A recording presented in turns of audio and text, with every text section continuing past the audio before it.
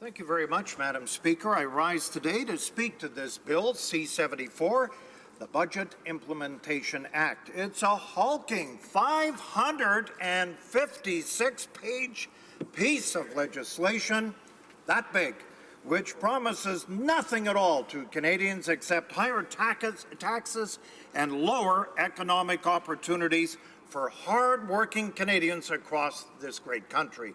There are many significant flaws with this bill, which are far from the sunny ways promised to Canadians during the last election of 2015. From a carbon tax to great debt to broken promises, this bill inflicts severe costs upon Canadians without giving them anywhere near the equivalent benefits in return. Day in, day out, Madam Speaker, Canadians work for their money that they earn, and they expect the government will support them rather than work against them when they go out to pay for things like groceries, electricity, and even heating for their home. However, the Liberals are planning to implement a carbon tax which will raise the cost of all these essential amenities and in doing so make life more expensive and thus more unaffordable for Canadians across this country. Rather than supporting the middle class, as they claim, the Liberals are putting the government before people. Just how much more will Canadian families pay in taxes each year as a result of this carbon tax? Well, Canadians, and we would also like to know, but this government do not want to share the cost because they want it hidden from Canadians. They are hiding this information and are demonstrating that they do not trust Canadians to have a say in what they do with their own money. This is simply not fair to Canadian taxpayers, Madam Speaker, but the Liberals have shown through their broken promises and their complete lack of interest in reducing the federal deficit that they never cared much about the taxpayer anyways. You know, while Canadians expect that members of Parliament will debate bills on their behalf, members are negatively impacted in their ability to do so when the Liberals simply cover up critical information which is irrelevant in our conversation here tonight. The carbon tax hit Canadians hard. There is no question, Madam Speaker. The Parliamentary Budget Officer reports that this carbon tax will cause $10 billion to vanish from the Canadian economy by the year 2022. That means fewer jobs, and we're already seeing that, Madam Speaker, and that means fewer economic opportunities for people here at home. Unfortunately, we do not know how much this carbon tax will cost everyday Canadian families. The Liberals have this information, but they've decided that they know best, and they will not release it. These actions severely harm the quality of debate in this chamber on behalf of all Canadians, and therefore one of the key mechanisms by which the government is held to account.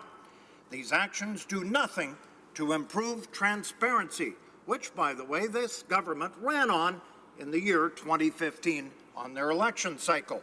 This Liberal government has repeatedly demonstrated that when it comes to strategies to combat the climate change, the only plan that it will accept is a carbon tax. And it's a narrow view, I think, Madam Speaker. There are no alternatives which exist other than those that punish taxpayers and raise costs on people across this fine country. Of course, the government cannot tell us what the benefits are that this carbon tax will even bring Canadians. The Eco-Fiscal Commission estimates that carbon taxes will need to be as high as $200 a ton or more in order to reach the Liberal government's goal of reducing carbon emissions to 30% of 2005 levels to the next level of 2013. As the policy currently stands, Madam Speaker, the carbon tax will not come anywhere close towards reaching that goal. What the carbon tax will do, though, Madam Speaker, is increase the financial burden on Canadian families coast to coast.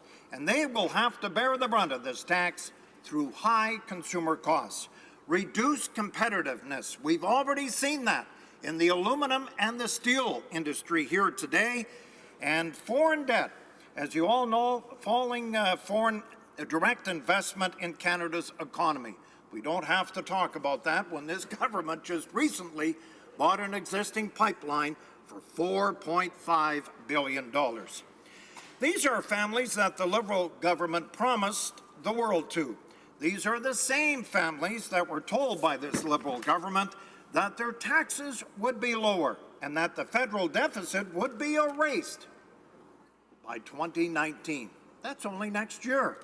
Well, instead of receiving these results that they were promised, these same families got something else instead. They got large government deficits, big government deficits. In fact, we don't even know when this will ever be balanced again.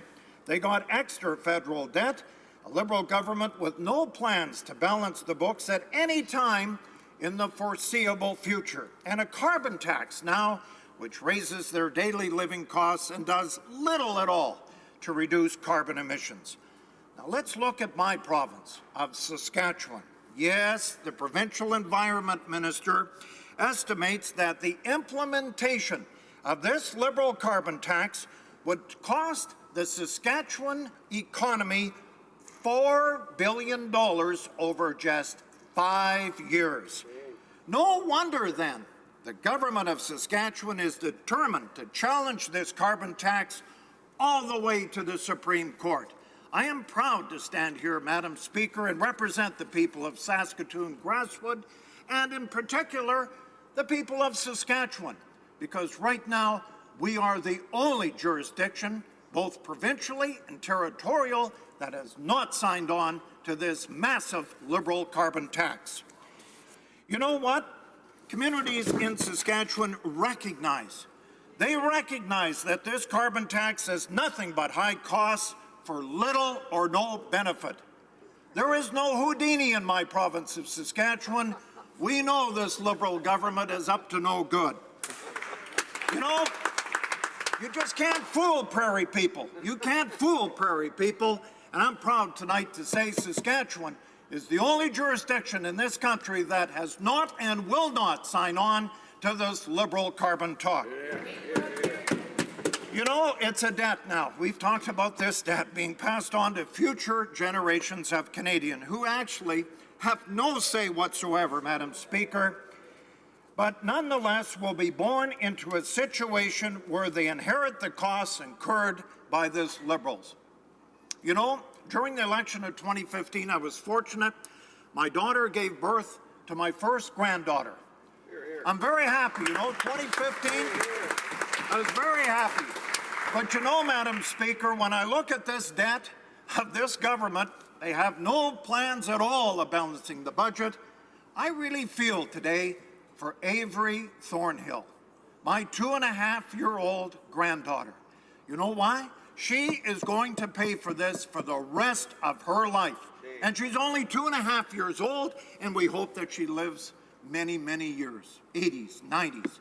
But we also know they have reckless spending, and they continue to have reckless spending with the carbon tax. I would say, Madam Speaker, Avery Thornhill will never get a chance to have the budget that everyone wants, and that's equal budget. You know, assuming that no external events like another recession occur, Canadians will be living with federal deficits at least until 2051.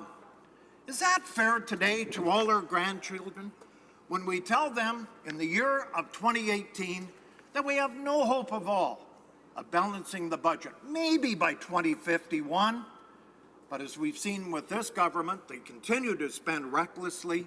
It could be 2060, 2070. What a burden we're putting on not only our own children, but our grandchildren. We are very disappointed. Madam Speaker, Canadians deserve many things from this Liberal government. They deserve respect, they deserve transparency, they deserve fairness, and they deserve prosperity, which we all know, Madam Speaker, we have not seen and will not see in the future from this government. Thank you very much. Good job.